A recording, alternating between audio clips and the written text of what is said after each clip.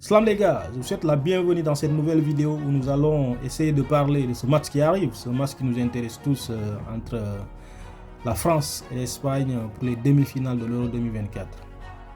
Match, ça va être un match de très grande qualité. Même si les gars, je ne vais pas vous le casser, moi j'ai de moins en moins d'intérêt pour cet Euro parce que vous le savez tous, je suis un Madrilène et comme la plupart des Madrilènes en ce moment, j'ai la gueule de bois. Les gars, pour ne pas vous mentir, je pense que vous l'avez constaté, ça fait un moment que j'ai pas sorti de vidéo parce que vous devez le constater à travers mon visage. J'ai la gueule de bois depuis un moment, depuis surtout que la plupart des équipes que je supportais pendant cet Euro sont sorties, à commencer par le Portugal du GOAT. Les gars, vous savez tous que c'est pas logique que CR7 soit éliminé de cet Euro. Franchement, c'est le GOAT. Hein, c'est le père du football. Comment il peut sortir aux dépens des équipes comme la France? Donc ça, c'était pas normal. Donc ça m'a donné un vrai coup derrière la tête.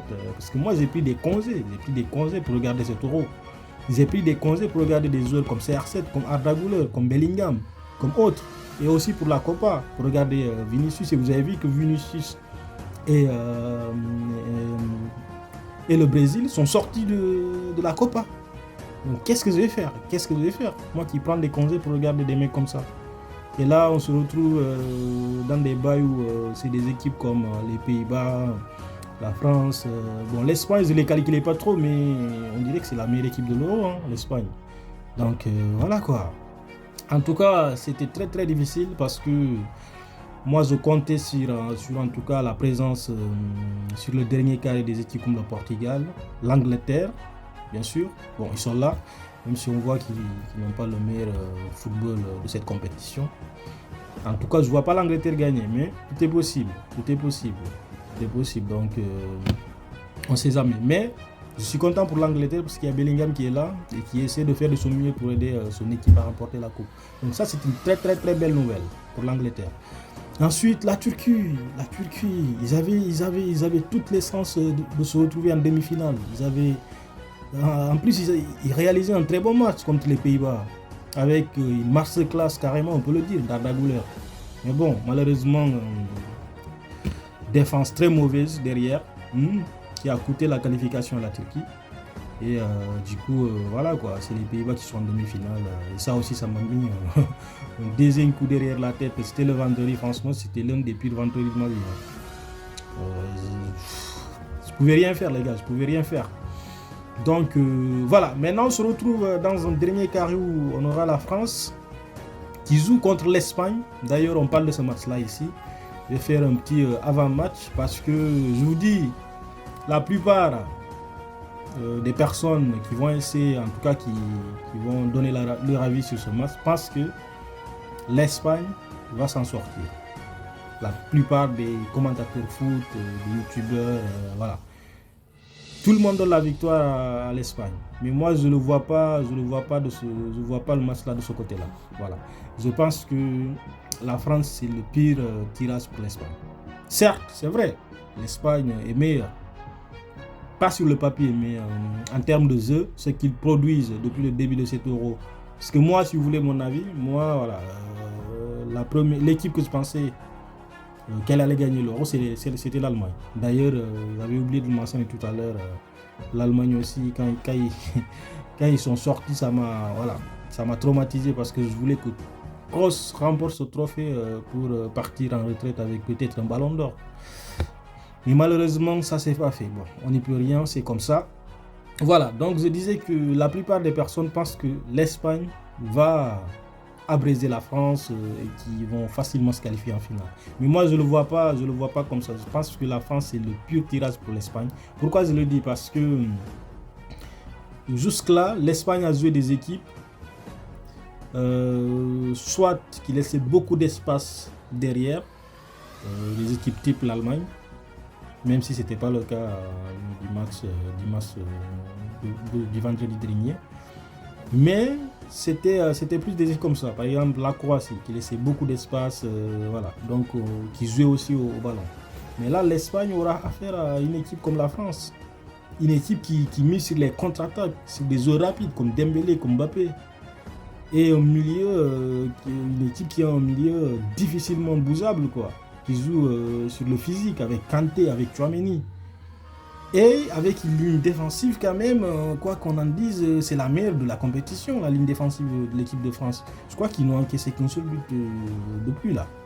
Donc avec cette ligne défensive où tu as Koundé côté droit, Saliba au Upamecano et Théo Hernandez, c'est très très solide.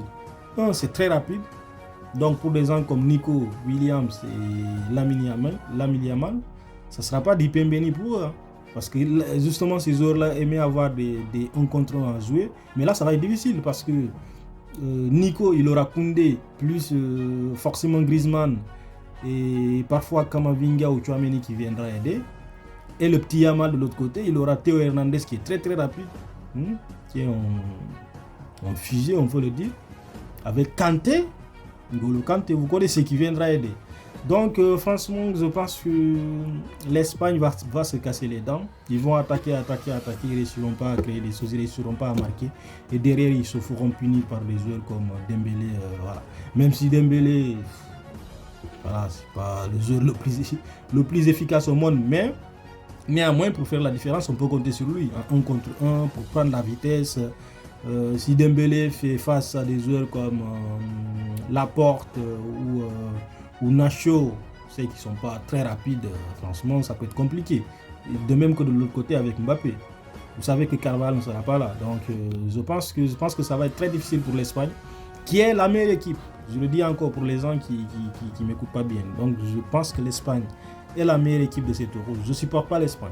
Parce que je trouve qu'il y a trop de Barcelonais là-bas. Même si je respecte quand même l'équipe qui est cohérente, très bons joueurs. Nico Williams, Lamine Yamal. D'ailleurs, ce petit-là, Lamine Yamal, voilà. Je pense que nous, Madrilènes, on n'aime pas trop parler de lui. Mais je pense que c'est un très très bon joueur. Là où ils mettent le plus, en fait, c'est pas un joueur qui fait des différences fous en 1 contre 1. Mais c'est un joueur qui a la vision de jeu, la vision suffisante en tout cas pour pouvoir faire du mal à n'importe quelle défense. Surtout dans ses passes qu'il réussit à trouver quand il est en face de la défense. Franchement, c'est un super joueur et il va falloir faire attention à lui pour la France. Donc voilà les gars, je pense qu'en termes de pronoms, je dirais 2 buts à 1 pour la France parce que je vois bien l'Espagne marquer un but. Je ne vois pas de prolongation. Je pense que la France va punir l'Espagne sur des contre-attaques. Voilà les gars, donc dites-moi qu'est-ce que vous pensez de ce match qui vient. Espagne, France.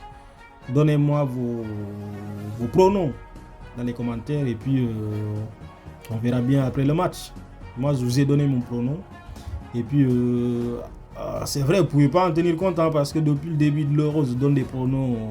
Rarement ça prend parce que il y a même un gars qui a commenté une de mes vidéos pour me dire que je me suis trompé avec l'Allemagne parce que je disais que l'Allemagne allait taper tout le monde. Mais oui, moi je ne voyais pas l'Espagne être à ce niveau. Ah, moi je comparais l'Allemagne par rapport à d'autres équipes et tout. Je ne voyais pas l'Espagne, je pensais que l'Espagne était nulle. Mais là, ce qu'ils nous montrent depuis le début de l'année, c'est très très haut niveau. Donc voilà quoi. Donc ils sont venus, ils ont tapé l'Allemagne. Voilà, c'est pourquoi ça s'est passé comme ça. Mais moi, je mettais l'Allemagne au-dessus de tout le monde.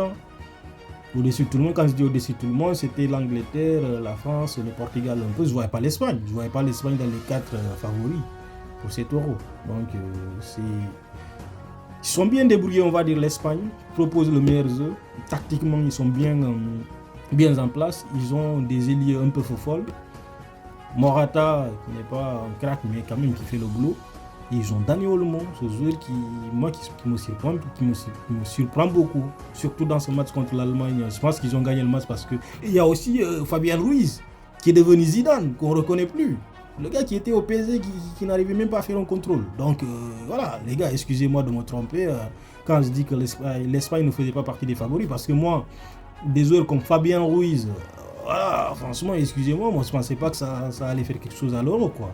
Mais c'est presque le meilleur joueur de l'Euro, le Fabien Ruiz. Je vous dis, c'est presque le meilleur joueur de l'Euro. Il est exceptionnel, c'est Zidane en fait. C'est Zidane Prime. Bon, les gars, c'est ça mon prono. Je pense que l'Espagne, malheureusement, ils vont sortir. Et même heureusement, parce qu'il y aura des joueurs du Real quand même qui vont gagner l'Euro. Et puis, voilà. Donc, on revient après le match pour parler de tout ça. Je vous salue les gars. Les gars, n'hésitez pas à vous abonner, à liker la vidéo. Merci beaucoup.